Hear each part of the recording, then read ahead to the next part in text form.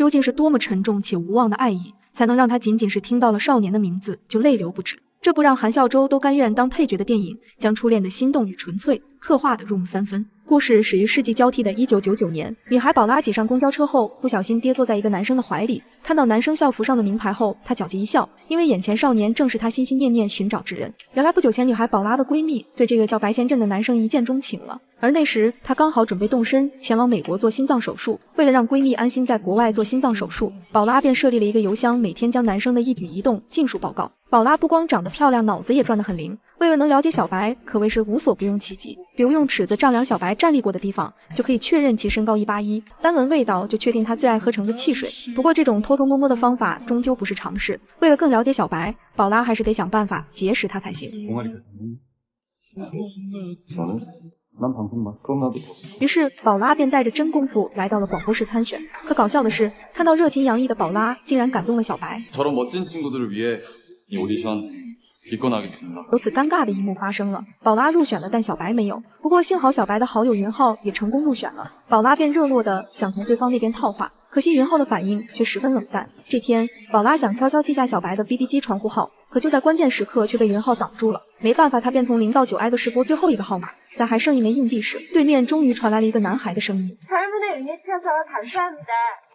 没想到对方却认出了他的声音，惊恐的宝拉挂断电话，落荒而逃。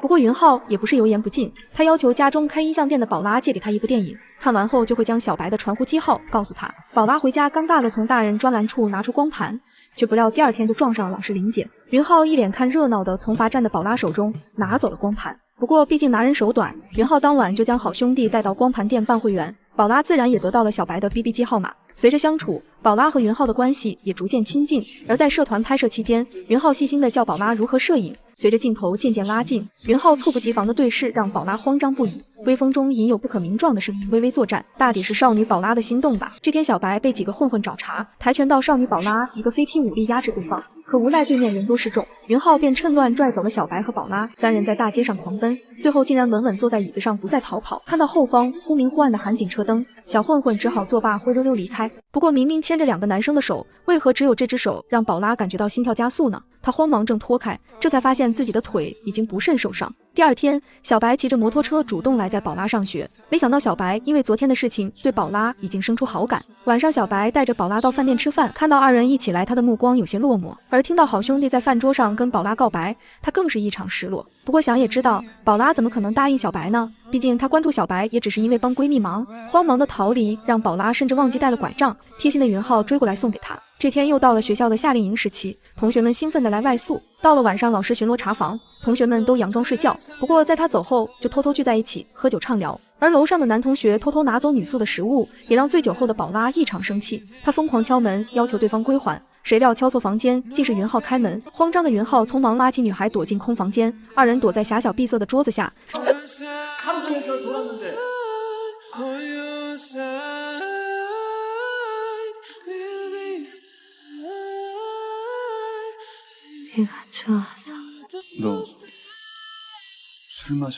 这一刻似乎能听到彼此的呼吸声。宝拉抬头看到眼前的人失了神，而云浩此刻却有些不忍心躲闪开女孩的目光。可到了第二天，断片的宝拉早已将昨晚的记忆抛之脑后。早上云浩贴心的送给她一杯蜂蜜水，而此刻2人心中生出的暖意似乎是比这水还要甜上几分。一晃来到了暑假，从来不期盼开学的宝拉如今却非常想念上学的日子，因为那样就可以每天见到云浩了。可没想到对方比他的想法还要热切，他伞也不打就来到女孩面前。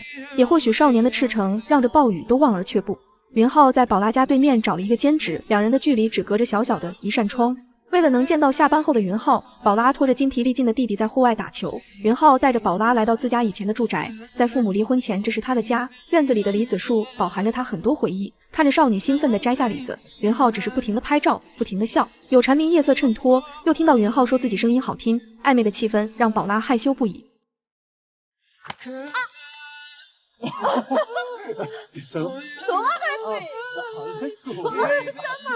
在分别后，宝拉约云浩看电影，可看对方久久不回应，他尴尬的转身。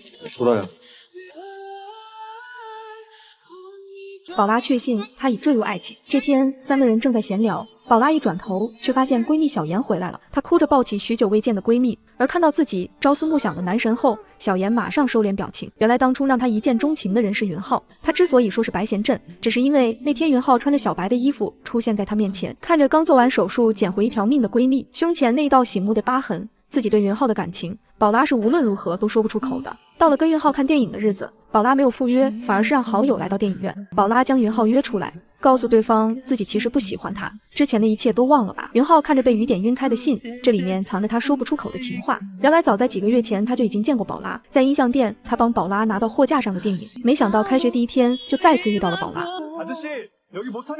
可他们的缘分还不止于此，在同一个社团里的宝拉一举一动都让他发笑，也是因为长时间对他高度关注，所以才会在接到陌生电话后第一时间分辨出原来是他的声音。可在云浩的视角看来，宝拉更关心自己的好兄弟小白，他只好默默将感情压制在心中。直到那天宝拉猝不及防的靠近，加上自己马上就要去新西兰读书，所以这封信本意是想让宝拉等待自己回来，但如今看来似乎变得没有必要了。几天后，四人约着一起去游乐园玩，小妍无意中从小白口中得知，原来那两人一直是情投意合。晚上回家时询问宝拉为何不告诉自己，不过虽然喜欢的人很重要，闺蜜心中最重要的人当然是宝拉。这天是云浩去新西兰的日子，闺蜜装作心脏病突发让她去车站，而小白的摩托车早已在外公后多时，两人一路疾驰，很快到达了车站。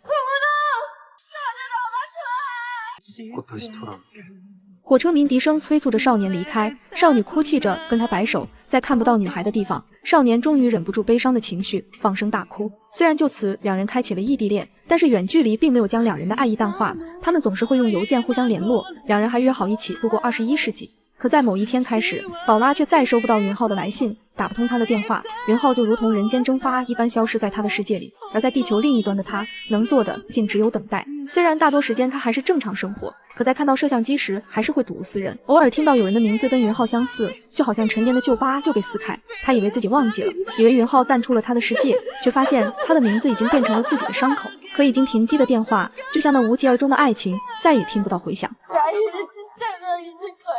多年后已经长大成人的宝拉回到老家，无意中收到一个摄影展的门票，她心中带有一丝期盼，希望是那个人。毕竟云浩的梦想就是成为一名摄影师，而当他看到那棵两人曾经拥有美好回忆的梨子树时，更加笃定这就是出自云浩之手。可下一秒，在看到摄影展上标注作者在2001年已经去世时，宝拉的心脏仿佛被什么东西狠狠刺痛。原来不是他失约了，而是他在那一年就不在了。云浩的弟弟将哥哥摄影机里的素材整理到一起，弟弟翻看哥哥生前的影像时，就发现哥哥最幸福的时刻都是跟宝拉在一起。晚上回到家，宝拉打开云浩珍藏的摄影集，却发现云浩无时无刻都在拍自己，甚至有些记忆他都不记得了。可那些美好的日子又跟随着这卷录像带变得鲜活起来。而当那张熟悉的脸再次出现时，恍如隔世的感觉让宝拉忍不住落泪。이제 21세기 새해야. 너 이거 보여주려고 새벽 4시에 일어났다. 한국은 지금 새벽 2시니까 아마 자고 있겠지. 조금만 기다려. 곧 만나러 갈게. 可惜云浩还是食言了，他永远也找不到那条通往爱人面前的路。他们的爱情定格在20世纪，而云浩也永远会是20世纪那个明媚干净的少年。